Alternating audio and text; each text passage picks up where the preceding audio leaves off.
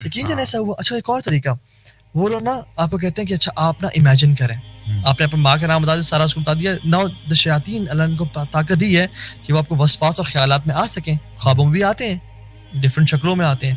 تو ایک شخص جو ہے نا وہ کہتے ہیں کہ آپ میرے گھر میں پیر صاحب چوری ہوئی تھی, عامر صاحب چوری ہوئی تھی, تو آنکھیں بند کریں, اور وہ آپ کو نا شیاطین وہ آپ کے خیالات میں آتے ہیں, آپ کی پھپھو اور آپ کی خالہ کی فارم میں, یا آپ کے پھپھو اور خالہ نے بندے بھیجے ہیں کہ ایک چوری کر کے آؤ, اور وہ ایگزیکٹلی آپ کی دیوار ٹاپ رہے ہیں, آپ کو نظر آ رہا ہے کیسے آگے چوری کرے گئے. حالانکہ پھپھو خالہ نے نہیں کیا, یہ چاہتا ہے کہ ان کی جو ہے نا ریلیشنز تباہ برباد ہو جائیں اور وہ ختم ہو جائے انسان.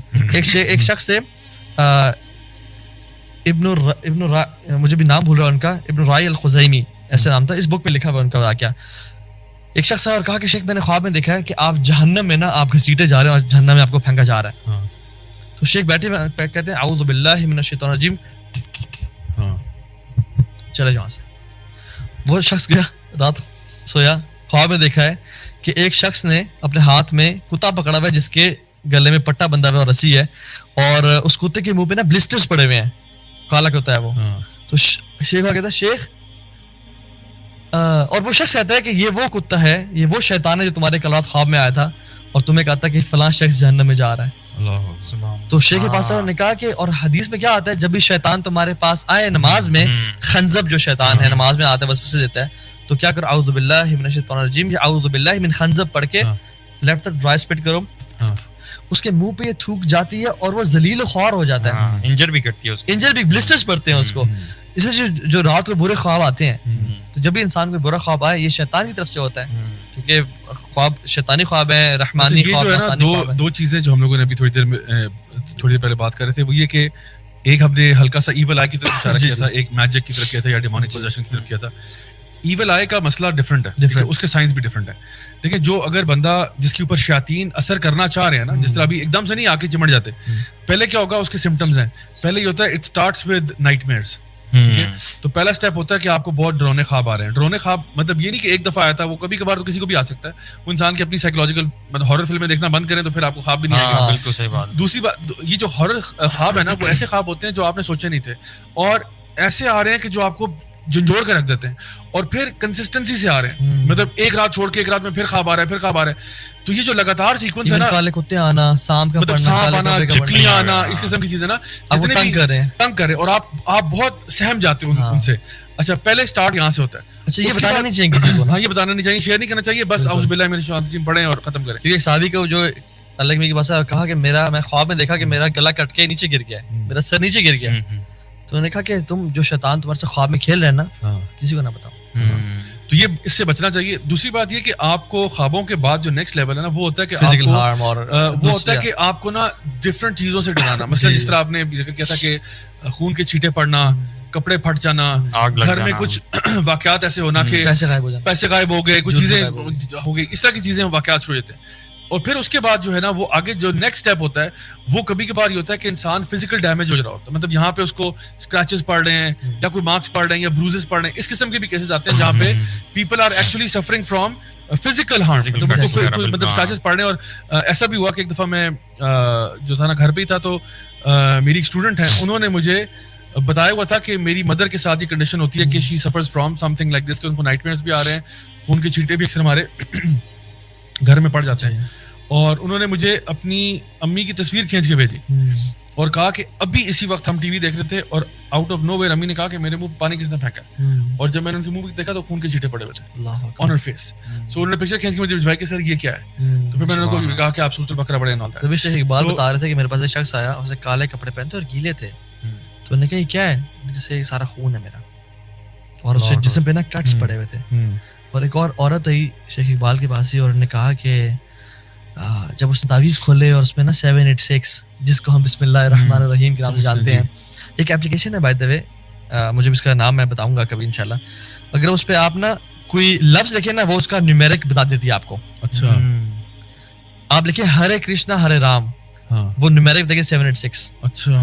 اور جو ہرے کرشنا ہرے رام کا عدد ہے نا, وہ 786 ہے.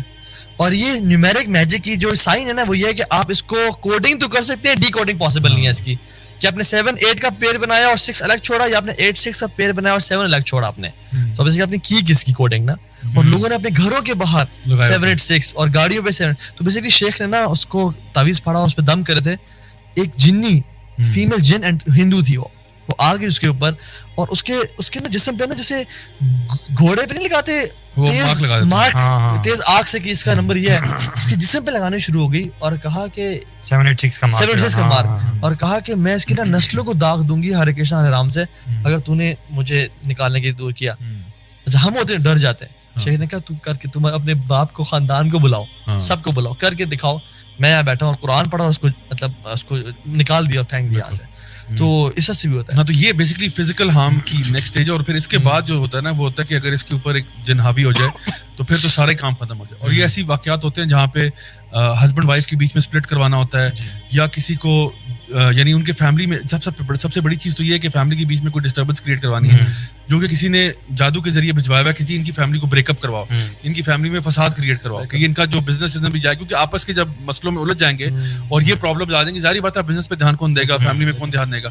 تو یہ اس قسم کی یہ جو ہے نا ڈیمونک پوزیشن والا, یہ بڑی لاسٹ اسٹیج ہوتی ہے. یہ نہیں تو کہ پہلے دن ایک بندہ بیٹھا تھا اور ڈیمونک پوزیشن ہو گیا, ایسا نہیں ہے. یہ کبھی کبھار ہو جاتا ہے لیکن بہت ریئر ہے. یہ سمپٹمز کیا ہے ابھی کسی کوئی انسان پہ اگر پوزیشن ہو گیا یا کوئی اس پہ نہ کچھ تنگ کر رہا ہے اسے, تو سب سے پہلے تو ہم یہ کہتے ہیں نا کہ آپ جا کے میڈیکل چیک اپ کروائیں. ٹھیک ہے, ہم تو یہ نہیں کہتے کہ سیدھا آپ پہلے دیکھیں اگر اس کو فٹس پڑ رہے ہیں, اگر اس کو فٹس پڑ رہے ہیں, اگر وہ عجیب و غریب قسم کی حرکتیں کر رہے ہیں, اگر وہ سپر نیچرل حرکتیں کر رہے ہیں, مطلب وہ چیزیں جو کہ نارملی آپ کو سمجھ نہیں آتی کہ یہ بھائی اچھا بھلا تھا کیا ہو گیا اس کو, تو اگر کوئی اس قسم کی حرکتیں کر رہا ہے پھر آپ کو لگتا ہے کہ دیر از سم تھنگ ایلس جو ہے نا رانگ ود دس. میری اس پہ سجیشن ایک وہ بھی ہے, جو دیکھ رہا ہے کہ کسی کی اپروچ ہے, کسی کا وہ ہے, تو ہمارے ہاسپٹلز میں ایک قرآن ایک ادارہ ہو یا ایک کمرہ ہو جہاں پہ ہر مریض کو کم از کم, یہ قرآن میں صرف اسپریچول امراض کی شفا نہیں ہے بلکہ فزیکل امراض کی شفا ہے.